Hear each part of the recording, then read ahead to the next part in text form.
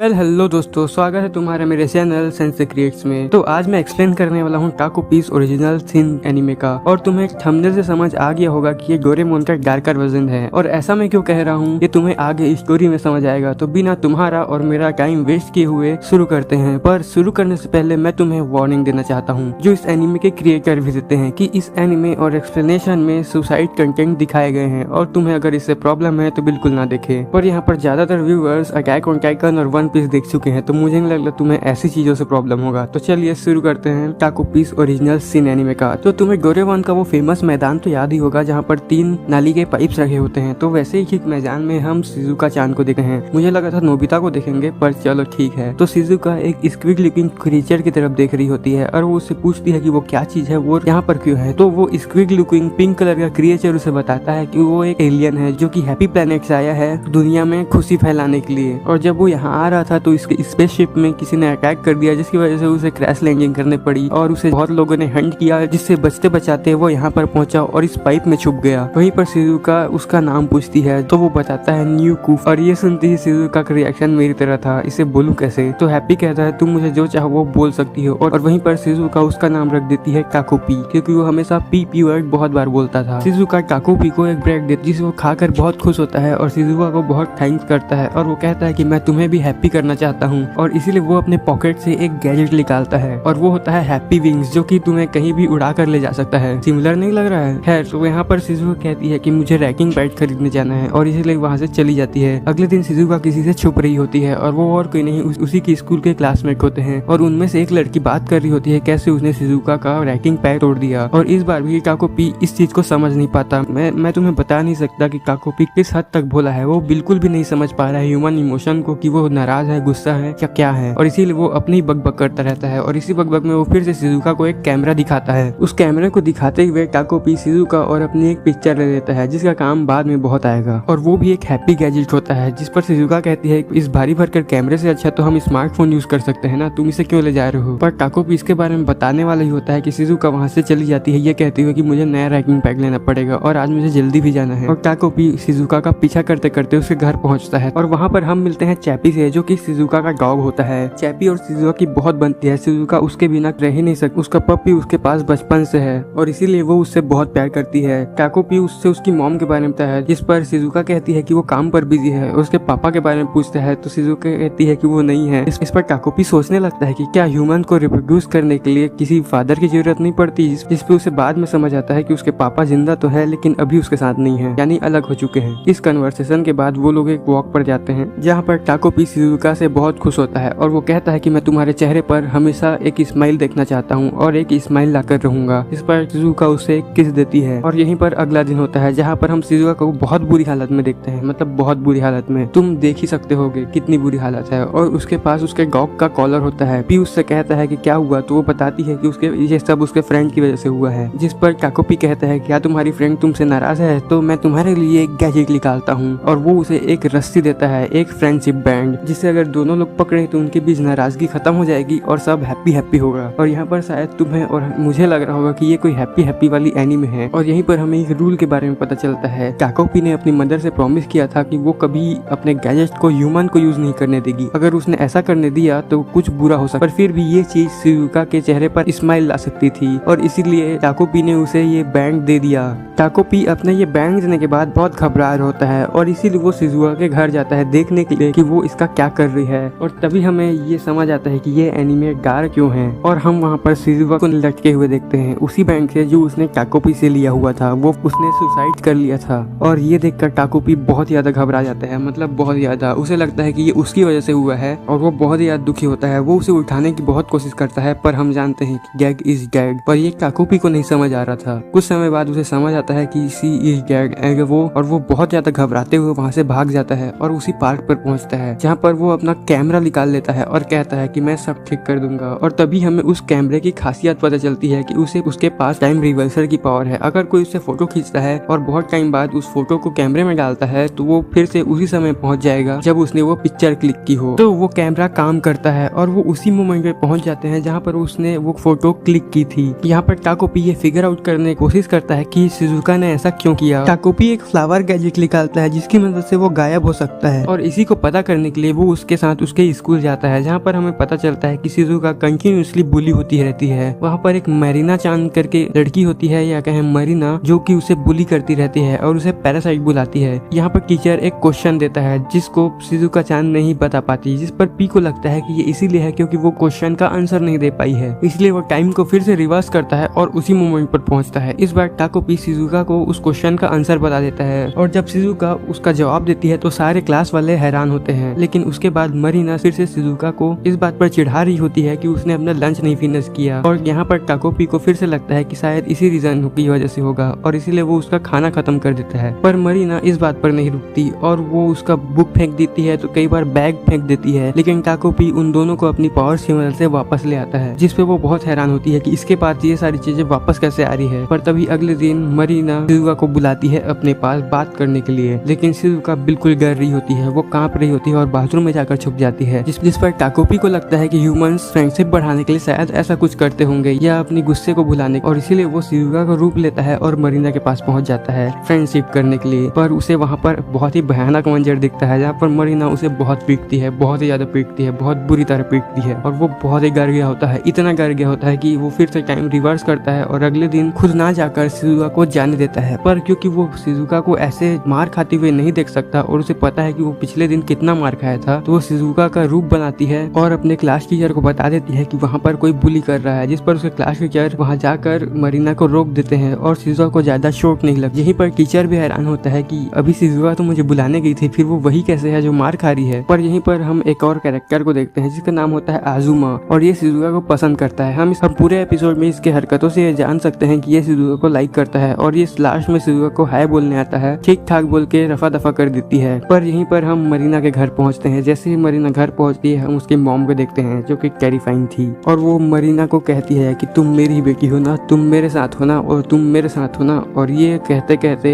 यहीं पर ये सीरीज खत्म हो जाता है। और हम इस बात से ये भी पता लगा सकते हैं कि किसी की सिचुएशन अच्छी नहीं है, मतलब कि शिजुका की सिचुएशन कोई अच्छी सिचुएशन नहीं है, जहाँ पर उसके फादर उसे छोड़कर जा चुके हैं और उसकी माँ रात को गायब रहती है। तुम समझ सकते हो वो क्या जॉब करती होगी, और उसकी माँ का अफेयर मरीना के फादर के साथ है। और इस चीज का हिंट हमें पूरे सीरीज में मिलता रहता है और हम व्यूअर्स को खुद समझना रहता है, जहाँ पर मरीना और उसकी मॉम का रिलेशन बहुत ही खराब है। मतलब मैं ये सीधा सीधा कहूंगा कि ये एनिमे बच्चों के लिए तो नहीं है, मतलब बिल्कुल नहीं, और इसे समझाना और एक्सप्लेन करना थोड़ा सा मुश्किल है, क्योंकि यहाँ पर कैरेक्टर बहुत कॉम्प्लेक्स है और वो खुद कुछ नहीं बताते, हमें समझना पड़ता है। और शिजुका और टाकोपी उसी गोरेमोन वाले पार्क पर बैठे होते हैं अपने डॉगी चैपी के साथ। तभी वहाँ पर मरीना आती है और शिजुका को धमकाने लगती है और चोट पहुंचाने की कोशिश करती रहती है। वो उन्हें पैरासाइट या कुछ मतलब बुलाती रहती है, पर शिजुका के डॉगी को ये बात बिल्कुल अच्छी नहीं लगती। वो मरीना पर बहुत ही ज्यादा गुस्सा होने लगता है और शिजुका अपने डॉगी को रोकने की कोशिश करती है, पर उसका डॉगी मरीना को काट लेता है और वहाँ पर डॉग पकड़ने वाले आ जाते हैं। और इस चीज से शिजुका बहुत ज्यादा दुखी होती, मतलब उसकी शक्ल देख के हम पता लगा सकते हैं वो कितनी दुखी है। ये चीज देखते ही टाकोपी अपना कैमरा निकालता है और फिर से टाइम रिवर्स कर देता है, और इस बार टाकोपी शिजुका को मना करता है कि आज हम टाकोपी को कहीं और ले जाते हैं। पर वहाँ पर मरीना पहुंच जाती है और फिर से वही हादसा होता है, फिर से उसके डॉगी को पकड़ कर ले जाते हैं वो लोग, और फिर से वो टाइम रिवर्स करता है और शिजुका से कहता है कि आज हम घूमने नहीं जाएंगे या इधर जाएंगे उधर जाएंगे। पर वो कहीं भी ले जाए, कहीं भी जाने की कोशिश करे, मरीना हमेशा वहाँ पहुंच जाती है और वही हादसा होता है। चैपी को फिर से लोग पकड़ कर ले जाते हैं। टाकोपी को ये बात समझ आती है कि ये मरीना जानबूझकर कर रही है ताकि वो चापी, जो कि शिजुका का सबसे फेवरेट क्रिएचर है इस प्लेनेट पर, मतलब उससे ज्यादा प्यार वो किसी से नहीं करती, उसे उससे अलग करने के लिए। और तुम समझ ही सकते हो ऐसी लड़की जिसके माँ बाप उस पर ध्यान ही नहीं देते और उसके पास एक डॉगी है बचपन से जिससे वो बहुत ज्यादा प्यार करती है, सबसे ज्यादा उसके लिए वो डॉगी कितना इंपॉर्टेंट होगा, और उसके जाते ही उसका क्या हाल होगा। वो हमेशा स्कूल में बुली होती है, उसके माँ बाप उसकी केयर नहीं करते, मतलब पूरी दुनिया उसकी केयर नहीं करती, और उसका एक डॉगी है जो उसके साथ है। टाकोपी कितनी भी कोशिश करता है लेकिन वो चैपी को जाने से नहीं रोक पा रहा होता है। टाकोपी ये सब देखकर बहुत ज्यादा डर रहा होता है कि आगे क्या होगा, क्या शिजुका फिर से वही करेगी जो उसने फर्स्ट एपिसोड में किया था, और इस बात से वो बहुत परेशान होता है। पर वो शिजुका को किसी तरह दिलासा देता है कि हम चापी को वापस ले आएंगे। इस बार वो अपने हैप्पी कैमरा का यूज नहीं करता क्योंकि वो देखना चाहता था कि मरीना ऐसा क्यों कर रही है, मतलब वो हमेशा शिजुका को परेशान करने के लिए क्यों यहाँ पर आ जाती है। और यहीं पर सीन शिफ्ट होता है और हम शिजुका और उसकी माँ की बातें सुनते हैं, जहाँ पर उसकी माँ उसे बताती है कि तुम मुझे लिए बहुत परेशानी हो और मैंने उस कुत्ते को तुम्हारे पापा के पास टोक्यो में भेज दिया है। शिजुका वैसे ही सदमे में थी, जिस पर टाकोपी उसे दिलासा देते हुए बहुत कहता है कि मैं तुम्हारी मदद करूंगा, हम उसे वापस ले ही आएंगे। इस पर शिजुका शायद थोड़ी बहुत ठीक होती है और वो अगले दिन स्कूल पहुंचती है, जहाँ पर मरीना और उसके फ्रेंड्स उसे घेर लेते हैं उसे परेशान करने के लिए, लेकिन तभी वहाँ पर टीचर आ जाती है और वो लोग उसे परेशान नहीं कर पाते। पर क्लास खत्म होते ही वो लोग उसे फिर से घेर लेते हैं और कहने लगते हैं कि देखो तुम्हारे कुत्ते ने क्या कर दिया। और हम देख सकते हैं कि मरीना, जिसको उसके कुत्ते ने शायद बहुत ही कम काटा था, वो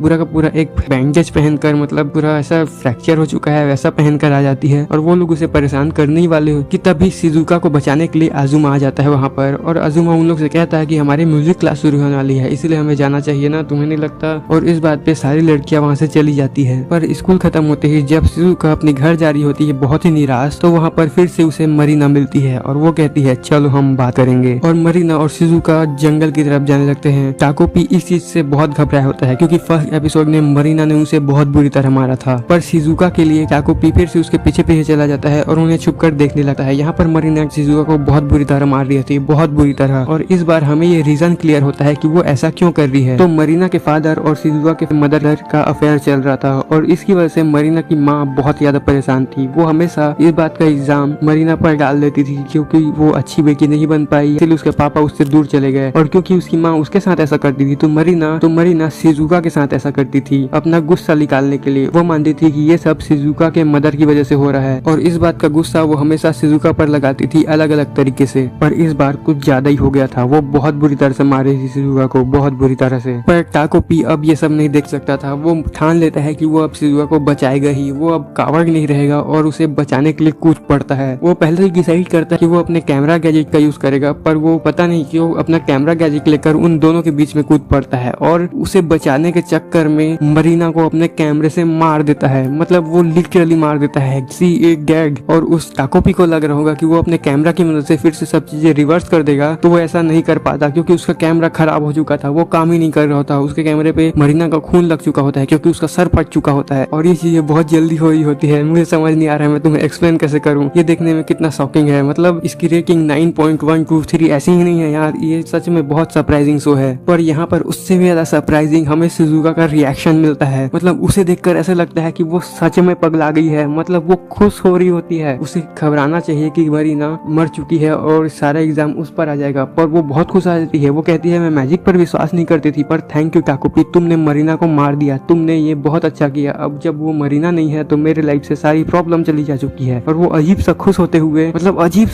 हुए टाकोपी को थैंक्स कर रही होती है। और टाकोपी ये देखकर बहुत ज्यादा खुश होता है कि फाइनली शिजुका के चेहरे पर एक बहुत ही अच्छी स्माइल आई है। और ये देखकर मैं बहुत दुखी हो रहा हूँ। तो आगे क्या होगा उन लोगों का, क्योंकि वो लोग उसकी लाश को वैसे ही छोड़कर वहाँ से जाने लगते हैं। उन्हें फॉरेस्ट के बाहर ही मिलता है आजुमा। और मैंने तुम्हें बताया होगा कि इसके हरकतों से हमें साफ पता चल रहा था कि ये शिजुका को लाइक करता है और इसीलिए ये शिजुका का पीछा कर रहा था ताकि उसे मरीना कुछ कर ना दे। और यहाँ पर पहुँचते ही उसे कुछ अलग ही नजारा दिखता है जहाँ पर शिजुका और उसके टाकोपी ने मरीना को मार दिया होता है। ये देखकर उसका चेहरा देखने लायक था, मतलब वो बेचारा पूरी तरह हैरान होता है कि अब क्या करेगा। जहाँ पर शिजुका उसे सारी चीजें बताती है टाकोपी के बारे में और इस हादसे के बारे में, जहाँ पर वो कहती है कि ये तो टाकोपी के मैजिक की वजह से हुआ है। शिजुका गैजेट पर विश्वास नहीं करती थी, वो मैजिक पर विश्वास करती थी। मतलब वो पहले मैजिक पर विश्वास नहीं कर, पर उसे अब लगा कि ये सब टाकोपी के मैजिक की वजह से हुआ है और जो हुआ है अच्छा हुआ है। का रिएक्शन आजुमा उसे कहता है तुमने किसी को मार दिया है, तुम इसे सीरियसली क्यों नहीं ले रहे हो, तुम्हें अपने आप को सरेंडर करने देना चाहिए शिजुका, क्योंकि अब इससे बचने का कुछ रास्ता नहीं। भले ही तुम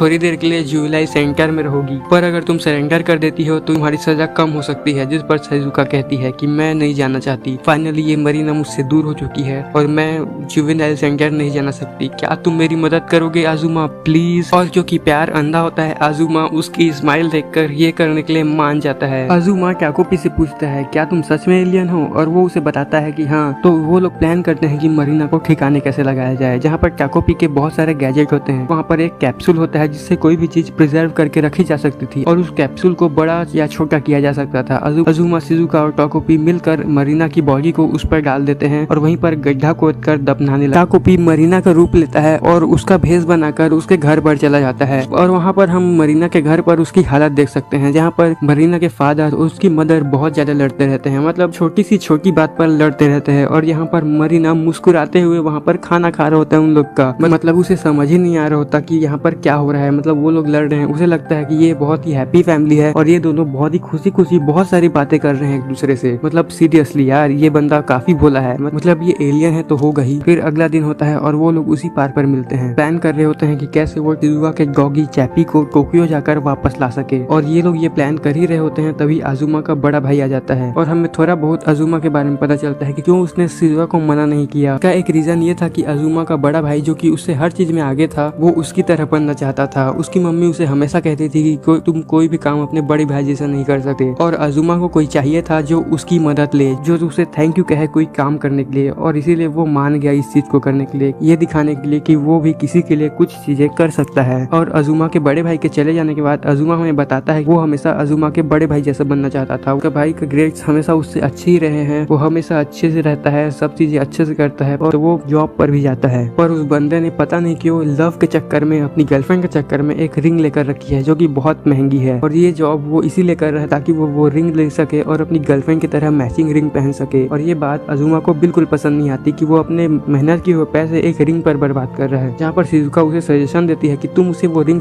चुरा क्यों नहीं लेते, तो वो अपना जॉब छोड़ देगा और शायद वो तुम्हारे साथ टाइम बिताने लगे। मतलब बच्चों वाली बातें हैं, ये बच्चे ही हैं, मैं भूल ही गया था इस शो को देखते देखते। और अजुमा पता नहीं क्यों इस बात पर राजी हो जाता है, काकोपी को अपने साथ ले जाता है ताकि काकोपी उसके भाई का वो रिंग चुराने में उसकी मदद कर सके। तो रात होती है, वो लोग उसके कमरे के बाहर उसका बाहर निकलने का वेट करते हैं, और जैसे ही उसका भाई वो रिंग छोड़कर बाथरूम में नहाने जाता है, वो दोनों वो रिंग लेने के लिए पहुंच जाते हैं। पर तभी फोन रिंग बजता है और उसका भाई वापस आ जाता है और वो दोनों खिड़की के बाहर कूद जाते हैं। पर अजुमा ज्यादा देर तक होल्ड नहीं कर पाता और नीचे गिरने लगता है। तभी काकोपी अपना उड़ने वाला गैजेट निकालता है और दोनों पर लगा देता है, जिसकी वजह से वो तो उड़ जाता है, पर अजुमा के लिए वो बहुत ही भारी हो जाता है। उसके गैजेट की बैटरी लो हो जाती है क्योंकि वो छोटे लोगों के लिए बना था, और वो गिरने लगता है। पर गिरते हुए काकोपी उसे पकड़ लेता है, पर उसका भी बैटरी लो हो जाता है और वो दोनों गिर जाते हैं, और उसे समझ आता है कि उसे ऐसा नहीं करना चाहिए था। और अगले दिन से मारिना जो कि काकोपी है उसका रूप लिए हुए और शिजुका बहुत अच्छे दोस्त बन जाते हैं। अजुमा फिगर आउट करने की कोशिश कर रहा होता है कि वो टोक्यो कैसे पहुंचे चापी को वापस लाने के लिए, और यहीं पर मरीना और शिजुका बहुत एंजॉय कर रहे होते हैं। जहाँ पर उसके क्लास वाले ये देखकर बहुत ज्यादा सरप्राइज होते हैं मरीना और शिजुका की इतनी अच्छी कब से बनने लगी। मतलब मरीना शिजुका को अपने हाथ से खाना खिला रही है, उसके साथ घूम रही है, उसके साथ अच्छे से व्यवहार कर रही है। इन तीनों की दोस्ती बहुत ही अच्छी हो जाती है, मतलब बहुत ही अच्छी। काकोपी, शिजुका और अजुमा बहुत ही अच्छे से खेल रहे होते हैं पार्क में, और काकोपी कहता है कि ऐसी ही हंसी और ऐसे ही पलों में मैं हमेशा रहना चाहता हूँ, मैं हमेशा इन दोनों को खुश देखना चाहता हूँ। इसके साथ उस दिन का अंत होता है और ये लोग अपने अपने घर जाते हैं, जहाँ पर मरीना अपने घर में घुसते ही फिर से अपने घर को वैसा ही पाती है। उसके मम्मी पापा बहुत ही ज्यादा झगड़ रहे होते हैं, फिर से वो लोग खाने पर बैठे होते हैं, फालतू फालतू बातों पर बहुत ज्यादा झगड़ रहे होते हैं, मतलब बहुत ही ज्यादा। और काकोपी या मरीना को ये बात कुछ समझ ही नहीं आ रही होती है। मैं मरीना को काकोपी ही कहूंगा क्योंकि वो उसका रूप लिए हुए है, और मरीना कहना थोड़ा अजीब लगेगा। तो काकोपी इस चीज को बिल्कुल समझ नहीं पा रहा था, और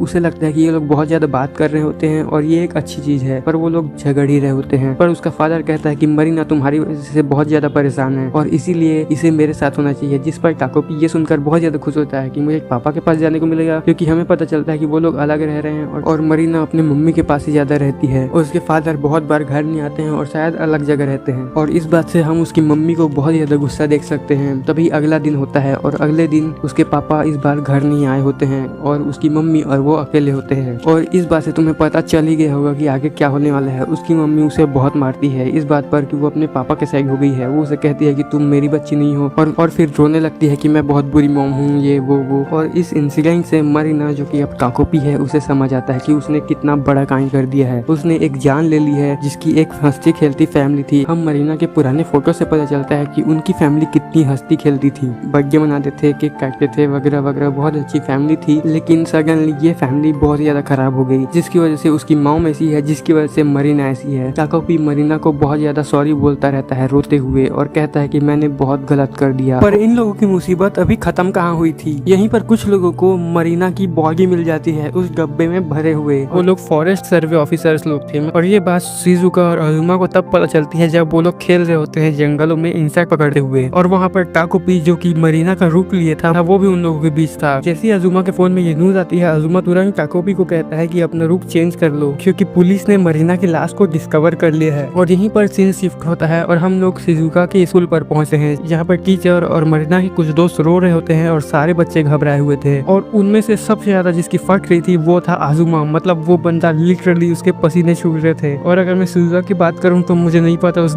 लड़की के दिमाग में क्या चल रहा है, मतलब वो सबसे काम पर्सन थी वहाँ पर उन्हें पुलिस सभी बच्चों को कहता है कि अगर तुम्हें इस बारे में कुछ पता हो तो बताना वगैरह वगैरह। और फिर यहाँ पर से हम पार्क पर पहुंचते हैं, जहाँ पर अजुमा, काकोपी और शिजुका थे। जहाँ पर अजुमा प्लानिंग कर रहा होता है कि मैं इस सब को कैसे सॉल्व करूँ, मैं इन सब से कैसे और शिजुका को कैसे बचाऊँ। यहाँ पर टाकुपी कहता है कि हम इस बारे में बात करनी चाहिए। मैंने उसके पेरेंट्स को देखा, वो लोग उसकी बहुत केयर करते हैं, कम से कम हमें उसके पेरेंट्स को तो बता देना चाहिए। इस पर अजुमा भी थोड़ा सोचता है, पर शिजुका कहती है वो बात छोड़ो, ये बताओ कि हम टोक्यो कब जा रहे हैं चाबी को लेने के लिए। अजुमा, तुमने कहा था ना कि तुम मुझे टोक्यो ले जाओगे चाबी से और चाबी से मिल जाओगे, तो तुम मुझे कब मिलवा रहे हो। शिजुका कहती है तो हम टोक्यो जा रहे हैं ना अजुमा, तुमने प्रॉमिस किया था, है ना। और प्यार जैसे कि अंधा होता है, उस बंदे की आंखों में प्यार दिखने लगता है और वो बोलता है हाँ हम जा रहे हैं। तो यहाँ पर हम अजुमा की मेमोरीज पर शिफ्ट होते हैं। तो जैसा कि हमें पता है कि अजुमा का कैरेक्टर एक इंटेलिजेंट कैरेक्टर है और कुछ हद तक मैच्योर भी है। पर यहाँ पर हम अजुमा की जिंदगी देखते हैं, जहाँ पर उसकी मॉम एक हॉस्पिटल डॉक्टर होती है और उसका भाई बहुत ही अच्छा होता है, मतलब वो हर चीज में अच्छा होता है। उसके भाई के ग्रेड्स बहुत ही अच्छे आते हैं बिना मेहनत किए। मतलब वो बंदा टेस्ट के पहले गेम खेलता रहता है और अगले दिन 100 में 100 ले आता है। और ये चीज अजुमा को बहुत शॉक करती है। वो कितनी भी कोशिश कर ले, वो अपनी भाई की बराबरी नहीं कर सकता। और इस चीज को उसकी माँ डिफिकल्ट बना देती है, क्योंकि उसकी माँ कुछ ऐसा करती है कि अगर तुमने टेस्ट में 100 नहीं लाया तो उसकी माँ के बनाए हुए पैनकेक्स अजुमा को नहीं मिलेंगे। उसके भाई को हमेशा पैनकेक्स मिलते थे खाने के लिए टेस्ट के बाद, क्योंकि वो हमेशा 100 में 100 लाता था। पर अजुमा को वो कभी नसीब ही नहीं हुआ। वो हमेशा उस पैनकेक्स को खाने की सोचता रहता था। उसे लगता था उसकी माँ उसके भाई को बहुत ज्यादा प्यार करती है और हमेशा उसी के लिए कुछ करती रहती है और उसके लिए कुछ नहीं करती। मतलब वो बंदा बहुत डरता था मार्क्स कम लाने से। इसी बीच उसका भाई, जिसका नाम जूनिया था, वो थोड़ा स्टाइलिश कपड़े पहनने लगता है, अपने बाल कलर कर लेता है और एक गर्लफ्रेंड बना देता है, जिसे देखकर अजुमा को लगता है कि अब ये बिगड़ जाएगा और इसके मार्क्स अच्छे नहीं आएंगे, जिसकी वजह से मम्मी सिर्फ मुझे प्यार करेगी। और ये चीज उसकी भूल थी, क्योंकि अजुमा का भाई गेन्या ये सब होने के बावजूद वो बहुत अच्छे मार्क्स लाता था। वो इन सभी सारी चीजों को बहुत अच्छे से मेंटेन करता था। पर अजुमा उसके भाई के जैसा कभी नहीं बन पाया। वो पढ़ाई के चक्कर में कभी दोस्त नहीं बनाया, जिसकी वजह से उसके कोई दोस्त नहीं है। यहाँ पर अजुमा बहुत रिस्पॉन्सिबल फील करता है कि उसे दोस्त बनाने चाहिए, उसे किसी की मदद करनी चाहिए। और उसके स्कूल में सबसे ज्यादा बुलीड लड़की थी शिजुका, जिसकी वो मदद करने की बहुत कोशिश करता है। वो उससे बात करने की कोशिश करता है और कहता है कि अगर तुम्हें कोई प्रॉब्लम है तो मुझे बताना, पर शिजुका मना कर देती है। वो बहुत बार कोशिश करता है, वो बहुत बार कोशिश करता है, वो बहुत ही बार कोशिश करता है उससे बात करने की, ताकि शिजुका ओपन अप हो और उसे कुछ बताए। पर शिजुका कहती है इस चीज से कुछ नहीं बदलेगा और इसीलिए वो हमेशा अजुमा से दूर ही जाती रही है। यही पर अजुमा का पास्ट खत्म होता है और हम प्रेजेंट में आते हैं, जहाँ पर वो अपने घर में होता है और प्लानिंग कर रहा होता है कि वो इस चीज से कैसे निकले। मतलब वो बुक में लिख कर प्लान कर रहा होता है कि पूरा कांड हो गया है, उसे मैं सॉल्व कैसे करूं। और इसी बीच उसका भाई आ जाता है उसके रूम में। वो बहुत ही डर जाता है कि अगर उसका भाई उस बुक को देख लिया तो क्या होगा, और वो अपने भाई से बहुत डर रहा होता है। लेकिन कैसे न कैसे वो अपने भाई को रोक लेता है बातों में उलझाकर। पर उसके भाई को उसकी हरकतों से पता चल ही गया होता है, क्योंकि अजुमा बहुत नर्वस और एक डिप्रेस व्यवहार कर रहा होता है, जिससे उसके भाई को उस पर शक होने लगता है। यहीं पर अगला दिन होता है और उसके टेस्ट में बहुत बुरे नंबर आते हैं, मतलब बहुत बुरे। वो इसी चीज में खोया होता है कि इसको सॉल्व कैसे करूं, जिसकी वजह से वो अपना टेस्ट ठीक से नहीं दिला पाता और उसके बहुत बुरे नंबर आते हैं। इस बात पर उसकी मम्मी कुछ ज्यादा ही बोल देती है इस बार। मतलब वो कहती है कि तुमसे अच्छे मार्क्स लाए नहीं जा रहे हैं, इसीलिए तुम इतने खराब मार्क्स लेकर आए गए हो ताकि मैं तुम्हारा पीछा छोड़ दूं, और मैं यही करने वाली हूँ। अब से मैं तुम्हारी केयर नहीं करूंगी। और ये सुनते ही अजुमा को बहुत बड़ा शौक लगता है। अगला दिन होता है और इसी बीच पुलिस सबसे पूछताछ कर रही होती है। वो लोग मरीना के दोस्तों से पूछते हैं, जिस पर मरीना के दोस्त जवाब देते हैं कि वो कुछ स्ट्रेंज व्यवहार कर रही थी। मतलब वो ज्यादा ही चिपक रही थी शिजुका से। और शिजुका, अजुमा और टाकुपी फिर से पार्क में मिलते हैं, जहाँ पर शिजुका उसे बताती है कि पुलिस मुझसे पूछने आई थी, पर मैंने जैसा कि तुमने कहा था कुछ नहीं बताया। मुझे पता नहीं क्यों, पर शिजुका के मेंटल स्टेट बिल्कुल ठीक नहीं है। वो इसी बीच बार बार अजुमा को ये बोल रही होती है कि पास टोक्यो कब जाएंगे, हम टोक्यो कब जाएंगे। मतलब उसके मन में यही होता है कि हम टोक्यो कब जाएंगे। जहाँ पर टाकुपी और अजुमा इस चीज से परेशान होते हैं कि कोई मर चुका है और उसका एग्जाम इस पर आने वाला है, पर शिजुका डज नॉट केयर। और इनकी यही बातें करते करते शाम हो चुकी होती है। पर यहीं पर शिजुका सबसे शॉकिंग चीज करती है। वो अजुमा से कहती है कि तुम तो बहुत अच्छे हो, मेरा ख्याल रखना चाहते हो, तुमने कहा था कि तुम मुझे टोक्यो ले जाओगे, तुमने कहा था कि तुम इन सब की रिस्पॉन्सिबिलिटी लोगे और मेरी सारी प्रॉब्लम्स को सॉल्व करोगे, है ना अजुमा, तो तुम क्यों नहीं कर रहे हो। जिस पर अजुमा कहता है कि हाँ मैं कर दूंगा, मैं सभी चीजें कर दूंगा, मैं तुम्हारे लिए कुछ भी कर दूंगा, बस तुम कहो। और यहाँ पर शिजुका वो खूनी कैमरा देते हुए कहती है, क्या तुम इसका सर अपने ऊपर ले लोगे। और इस बात पर अजुमा का मुंह देखने लायक, मतलब वो बंदा कहता है हद हो गई। पर उसने ये चीज तो कह ही दिया था कि मैं तुम्हारे लिए कुछ भी करूंगा, तो उसे ये करना पड़ता है ना चाहते हुए भी। वो रोते रोते अपने घर पहुंचता है और उसके घर के गेट के पास उसे अपना भाई मिलता है। और यहाँ पर वो कैमरा भी पकड़ा होता है, जो कि एक पॉलिथीन में बंद होता है और शायद कुछ सामान था, जिसे देखकर उसका भाई समझ जाता है कि यहाँ पर कुछ गड़बड़ है। वो अजुमा से पूछने की कोशिश करता है, जहाँ पर अजुमा रोने लग जाता है और कहता है कि मेरे साथ कोई नहीं है, मेरे लिए कोई कुछ नहीं करता, सब लोग मुझे छोड़ चुके हैं सिवाय शिजुका के शिजुका मेरी केयर करती है और बस वही करती है और उसी ने मुझसे कुछ एक्सपेक्टेशन रख। और यहाँ पर उसका भाई बहुत निराश हो जाता है और रोते हुए कहता है मैं तुम्हारे लिए हूँ, चाहे जो भी हो मैं तुम्हारे लिए हूँ, तो अपने आप को अकेला मत समझो, मैं और मॉम तुम्हारे लिए हमेशा रहेंगे।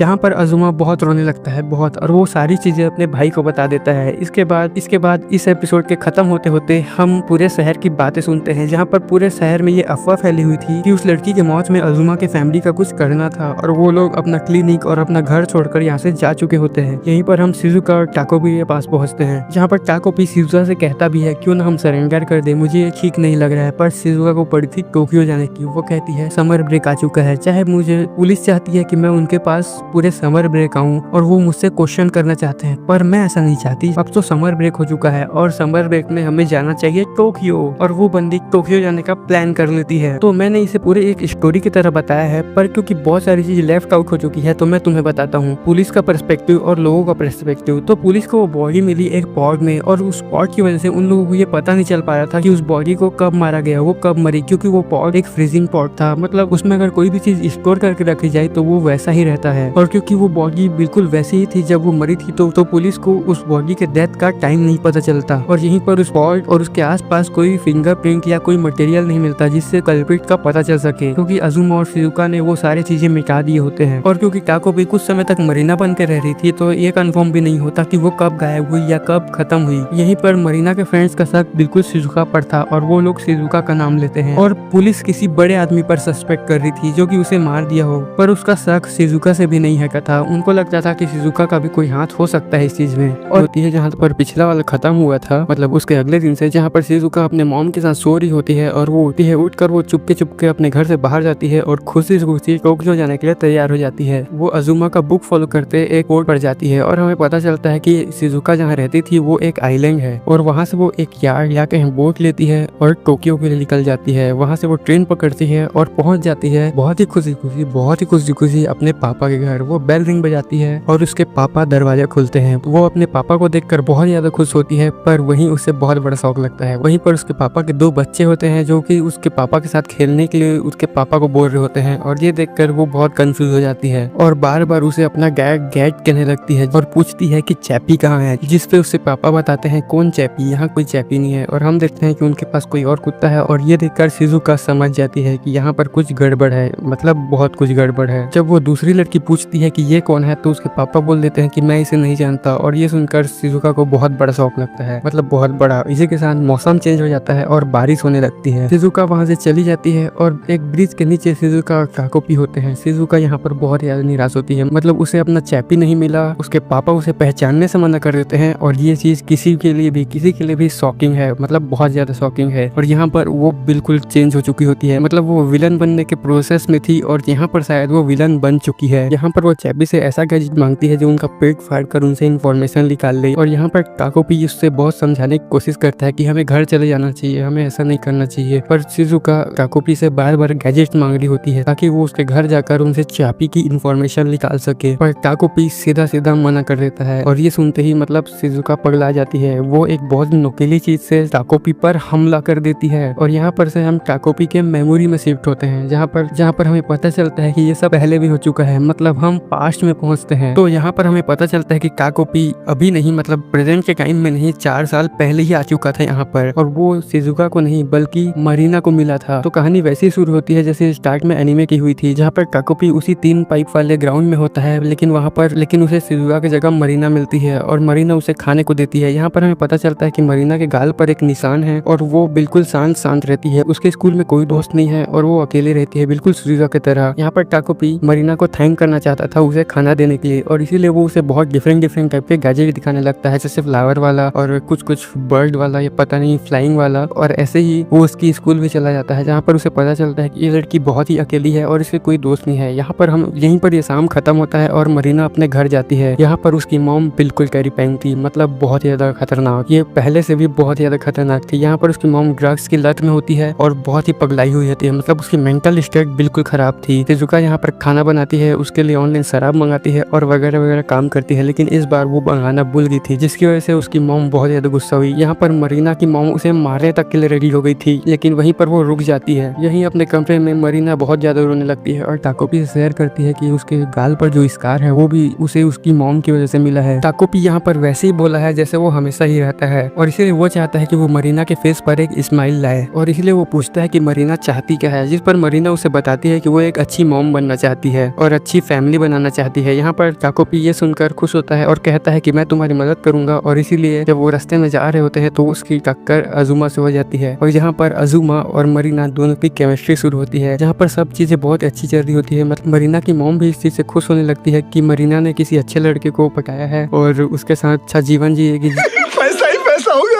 की वजह से उसकी मेंटल स्टेट भी ठीक होने लगती है। पर वहीं पर एंट्री होती है एक और लड़की की, शिजुका। और जैसा कि हमें पता है अजुमा बचपन से शिजुका को चाहता था और मैं तुम्हें बता दूं अगर मैंने मिस कर दिया हो तो ये कहानी 4 साल पहले की है और यहाँ हमें पता चलता है कि शिजुका टाउन में लौट आई है। 4 साल पहले वो इस टाउन से चली गई थी क्योंकि उसने फांसी लगाने की कोशिश की थी, लेकिन बदकिस्मती से या किस्मत से वो फांसी लगाने में नाकामयाब रही, उसका रस्सी टूट गया जिसकी वजह से वो बच गई और वो इस शहर को छोड़कर चली गई और बहुत टाइम बाद वो इस शहर में वापस आई है। और यहाँ पर हमें जैसे कि पता है कि अजुमा पहले से ही शिजुका को लाइक करता था तो वो उसे देखकर फिर से उसे पसंद करने लगता है। ये बात वो मरीना को बताता है और मरीना ये बात जानकर डेवास्टेटेड होती है। मतलब उस बंदी का पूरा फैमिली और उसका सिचुएशन इसी वजह से संभल रहा था क्योंकि उसे लग रहा था कि उसका कोई चांस है अजुमा के साथ, पर ये भी पूरी तरह नाकामयाब रहा। तो यहीं पर वो घर आती है जहाँ पर हम देखते हैं कि उसकी मॉम बहुत ही अच्छा डिनर सजा के रखी है क्योंकि उसे लग रहा होता है कि अजुमा आएगा खाने पर और उससे मरीना बताती है कि अजुमा अब नहीं आ रहा है। वो बहुत हिचकिचाती है, पहले लास्ट में बता देती है जिसकी वजह से उसकी मॉम बहुत ज्यादा गुस्सा होती है, मतलब बहुत ज्यादा। कि मॉम को लगता है कि अजुमा ने उसे इसीलिए रिजेक्ट किया क्योंकि मरीना के चेहरे पर स्कार था जो उनकी वजह से आया था और पता नहीं क्यों ये बहुत ही गंदी सिचुएशन बन जाती है जहाँ पर उसकी मॉम पूरी तरह पगला गई होती है। यहीं पर दूसरी तरफ अजुमा और शिजुका एक साथ आने लगते हैं क्योंकि शिजुका और अजुमा बचपन से एक दूसरे को पसंद करते थे और इसीलिए उन दोनों की बनने लगती है। यहाँ पर टाकोपी मरीना की मॉम को गुस्सा देखकर अजुमा को लेने के लिए पार्क पर चला जाता है जहाँ पर शिजुका और अजुमा होते हैं। वहीं पर मरीना अपने घर में अपनी मॉम से मार खा रही होती है। सीरियसली कहूँ तो हाँ यही सीरियसली, मतलब उसकी मॉम एक चाकू पकड़कर मरीना को मारने के लिए अटैक कर देती है। और यहीं पर दूसरी तरफ हम देखते हैं कि टाकोपी पार्क से वापस आता है ये कहते हुए कि सॉरी मैं अजुमा को ला नहीं पाया और यहाँ पर देखता है कि मरीना की मॉम मरी पड़ी है और उसे और किसी नहीं मरीना ने मारा है। तब लिटरली यहाँ पर कत्ल हो रहे हैं भाई। ये बच्चों की एनीमे सीरीज है लेकिन बच्चों के लिए बिल्कुल नहीं है। तो यहीं पर टाकोपी ये हालात देखकर बहुत ही डेवास्टेटेड होता है, मतलब उसे समझ नहीं आ रहा होता है कि यहाँ पर चल क्या रहा है। यहाँ पर मरीना से पूछता है कि ये सब क्यों हुआ। यहाँ पर मरीना बताती है कि ये सब शिजुका की वजह से हुआ है, अगर वो नहीं होती तो ये सब कुछ नहीं होता, अजुमा अभी भी मेरे साथ होता और हमारी लाइफ अच्छी चल रही होती, काश शिजुका आई ही नहीं होती, काश वो जिंदा ही नहीं होती। और ये सुनकर टाकोपी अपना स्पेसशिप निकाल देता है और कहता है मैं तुम्हारे चेहरे पर स्माइल लाकर रहूंगा, मैं सब ठीक कर दूंगा। और यहीं पर अपना रॉकेट निकालता है और अपने प्लेनेट चला जाता है। तो हम देखते हैं कि टाकोपी का प्लेनेट बिल्कुल कार्टूनिश वर्जन था, मतलब ज्यादा ही कार्टूनिक। और यहाँ पर टाकोपी के प्लेनेट में हमें पता चलता है एक मैजिक डिवाइस के बारे में जिसकी वजह से टाइम में कोई भी पीछे जा सकता है। यहाँ पर वो अपनी मॉम से एक परमिशन मांगता है ताकि वो टाइम में पीछे जाए और शिजुका को मार दे ताकि ये पूरी समस्या खत्म हो जाए। जहाँ पर उसकी मॉम बोलती है कि अगर तुमने यही डिसाइड किया है तो यही सही, पर तुमने यहाँ पर बहुत सारे रूल्स तोड़े हैं और इसीलिए मैं तुम्हें टाइम में तो पीछे भेजूंगी जब तुम पैदा हुए थे, पर उसके साथ साथ तुम्हारी सारी यादें मिटा दूंगी। उसकी मॉम जिसके बड़े बड़े टेंटिकल से और बहुत बड़ी ऑक्टोपस जैसे दिख रही थी, मतलब स्क्विड जैसे, वो उसे उठाती है और उसकी मेमोरी मिटाने ही वाली होती है। टाकोपी अपने आप को छुड़ाता है और उस टाइम मशीन का यूज कर टाइम में पीछे आ जाता है 4 साल पहले यानी प्रेजेंट में जहाँ पर ये सब कांड हो रहा है और फिर से वहीं पर पाइप में पहुंचता है। यहाँ पर वो कोशिश करता है कि वो मरीना को याद रखे पर वो बिल्कुल याद नहीं रख पाता और किसी वजह से वो भूल जाता है कि वो यहाँ पर क्यों आया था। और यहाँ पर उसे और कोई नहीं शिजुका मिलती है जो कि उसे ब्रेक ऑफर करती है और फिर वो शिजुका की मदद करने लगता है जैसे कि हुआ था पूरी कहानी में। और यहाँ पर टाकोपी अपने आप से कहता है कि मैं यहाँ किस लिए आया था और क्या कर बैठा, मैंने ही मरीना को मार दिया और ये चीज उसके लिए बहुत शॉक करती है। यहाँ पर हमें ये नहीं बताया जाता कि यहाँ पर शिजुका और टाकोपी के बीच क्या हुआ था। यहीं पर टाकोपी अपना फ्लाइंग गैजेट का यूज करते हुए वापस उसी 3 पाइप वाले ग्राउंड में आता है और वो वहाँ पर होता ही है कि वहाँ पर से आ जाता है अजुमा ये कहते हुए कि ये ऑक्टोपस तुम यहाँ पर क्या कर रहे हो। और यहीं पर ये एपिसोड खत्म हो जाता है। तो जैसा कि मैंने कहा था ये बहुत ही शॉकिंग एपिसोड होने वाला है, मतलब इसने पूरा गेम बदल दिया। और वेल तो इस एपिसोड में टाकोपी अजुमा को सारी बातें बताता है, मतलब सारी बातें एक एक की, कि कैसे वो मरीना को बचाने के लिए आया था और शिजुका को मारने के लिए आया था और कैसे कि जब शिजुका ने उस पर पत्थर से अटैक किया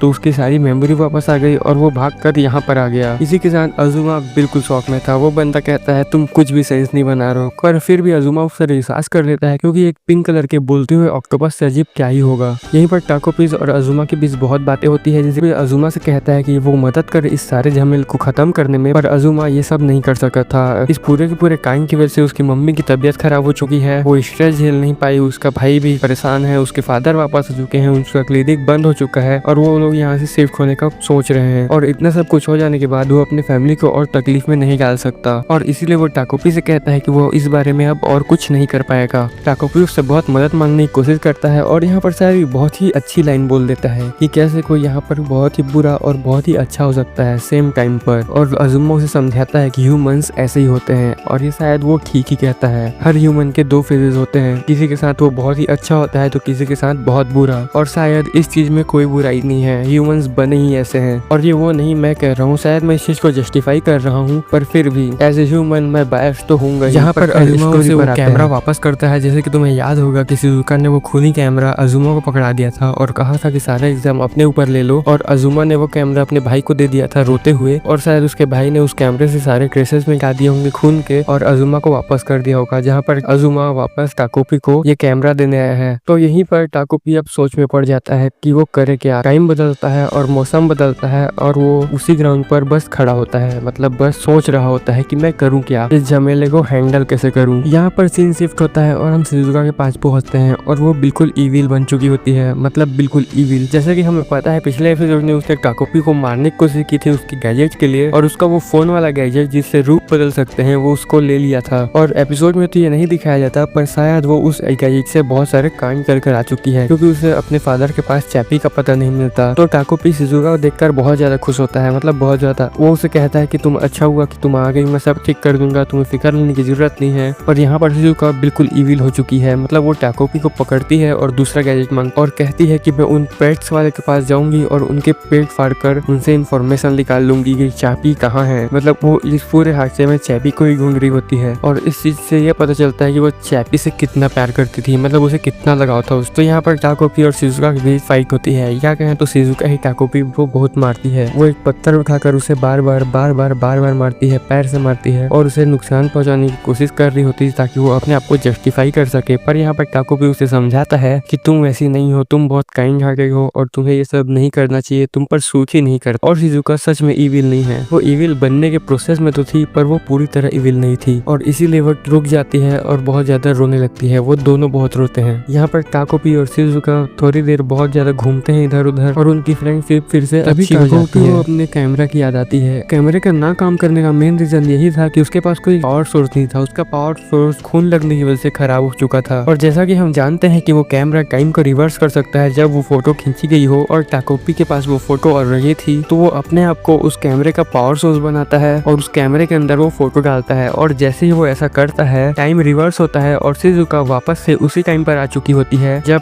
टाकोपी और शिजुका मिले थे। और ध्यान रखना मैंने यहाँ पर सिर्फ शिजुका कहा है क्योंकि टाकोपी यहाँ पर से गायब होता है और शिजुका उसे भूल चुकी होती है कुछ हद तक। हाँ, और इस चीज से यही पता चलता है कि टाकोपी ने अपने आप को सैक्रिफाइस कर दिया ताकि वो सब चीजें ठीक कर सके। और अगला दिन होता है और हम बैकग्राउंड में यहाँ पर टाकोपी की आवाज सुन सकते हैं या कमेंटेटरी सुन सकते हैं कि कैसे शिजुका अपने गौगी के साथ होती है क्योंकि वो मरीना वाला कांड अभी तक नहीं हुआ है और वो उसे उठने को बोलता है। टाकोपी यहाँ पर बैकग्राउंड में यही कह रहा होता है कि कैसे तुम अच्छे से उठो, पढ़ो, मरीना को दोस्त बनाओ और अच्छे से जिंदगी बताओ वगैरह वगैरह। और इसीलिए मैं इस चीज को नहीं बता रहा हूँ, बाकी जो हो रहा है वो मैं बताता हूँ। तो यहाँ पर शिजुका स्कूल पहुंचती है और इसी के साथ उसके साथ वही होता है जो होता था। मरीना उसे फिर परेशान करती है पर इस बार मरीना को भी कुछ याद आने लगता है, मतलब वो शिजुका को परेशान करने जाती है पर उसे कुछ यादें परेशान करने नहीं देती। और यहीं पर हम अजुमा को देख जो कि अब केयर नहीं करता कि वो अच्छे मार्क्स लाए या ना लाए और उसके बहुत सारे दोस्त हैं और शायद वो शिजुका के पीछे इतना नहीं पड़ा, मतलब पड़ा है पर इतना नहीं। यहीं पर नाइक होती है और मरीना फिर शिजुका को पीटने के लिए ग्राउंड पर ले जाती है और वहाँ पर पीटने लगती है। तभी उसके बैग से सारा सामान गिर जाता है और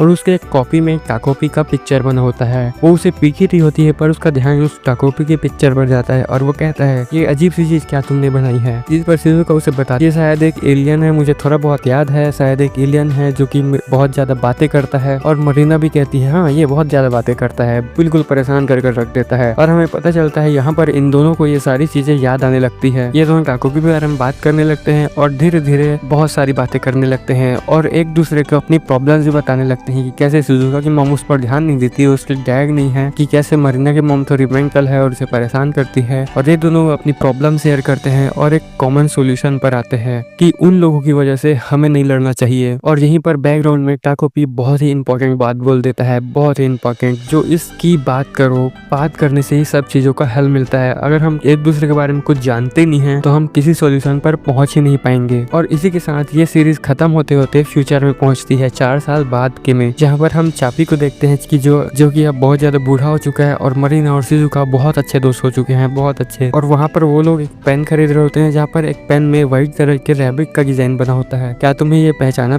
नहीं लग रहा है? और जिसपे ये दोनों बहुत ज्यादा बात करने लगते हैं और इसी के साथ इस सीरीज की हैप्पी एंडिंग होती है। तो मुझे लगा था ये सीरीज की हैप्पी एंडिंग तो नहीं होने वाली है, मतलब ये सीरीज बहुत ज्यादा ट्रेजिक होगा और 6 एपिसोड में ये सब इतने सारे कांड को निपटा कैसे सकते हैं, पर इन्होंने निपटा दिया। सच कहूँ तो बाकी 5 एपिसोड का पता नहीं, पर ये 6वां एपिसोड एक बहुत ही अच्छा एपिसोड था, एक फील गुड एपिसोड, जहाँ पर 5वें एपिसोड तक चल रहा था कि क्या हो रहा है, क्या हो रहा है, क्या हो रहा है, आगे क्या होने वाला है और ये सब इन लोग निपटाएंगे कैसे। तो इस एपिसोड में लगा फाइनली अच्छा हुआ, पर ये जैसा भी है अच्छा लगा, मतलब अच्छा लगा लिटरली। इस एनिमे के 6 एपिसोड 9+ रेटिंग के हैं और ये एनिमे पहला एनिमे बन चुका है जिसके सारे के सारे एपिसोड 9 रेटिंग प्लस हैं। तो जैसा कि मैंने कहा था कि इस एनिमे में बच्चे हैं, पर ये बच्चों के लिए नहीं है। तो इसी के साथ अपने बच्चों को इस एनिमे से दूर रखें या शायद दिखा ही दे, क्योंकि जरूरत है। आपका और मेरा टाइम वेस्ट ना करते हुए मैं यहाँ से चलता हूँ, फिर मिलेंगे अगली वीडियो में। इंतजार करते रहना और सब्सक्राइब भी।